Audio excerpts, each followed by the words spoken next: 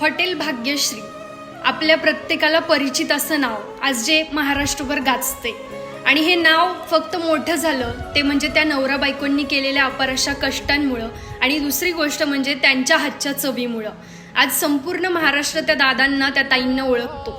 आज 20 ते 25 लोकांना घेऊन हा माणूस पुढे चाललाय।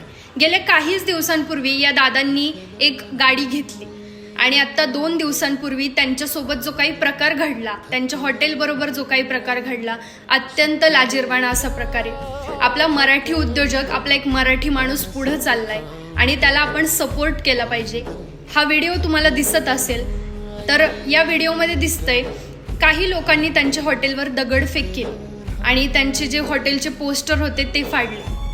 आज कुणीतरी जर मोठं होत असेल आपल्यातलंच तर त्याला मोठं करण्याचा प्रयत्न करा, सपोर्ट करा। आणि एक गरीब माणूस आहे बरोबर, आणि तो माणूस एका हॉटेल व्यवसायामध्ये इतके कष्ट असतात। आज ती माणसं सकाळी पहाटे 4 ते 5 वाजता उठतात, रात्री 1-2 वाजता घरी जातात। असं म्हणतात की कर्म हे फिरून येतात आणि वेळ ही प्रत्येकाची येते, चांगली वाईट आपण जसं करू तशीच ती वेळ येते। तर खरंच या दादांना संपूर्ण महाराष्ट्राचा आज सपोर्ट मिळतोय आणि तो कायम मिळत राहील। पण या व्हिडिओच्या माध्यमातून एवढंच सांगायचंय की खरंच असं कुणासोबत करू नका। आपल्या महाराष्ट्रातला माणूस आहे, आपल्या महाराष्ट्रातल्या माणसाला मोठं करा। धन्यवाद।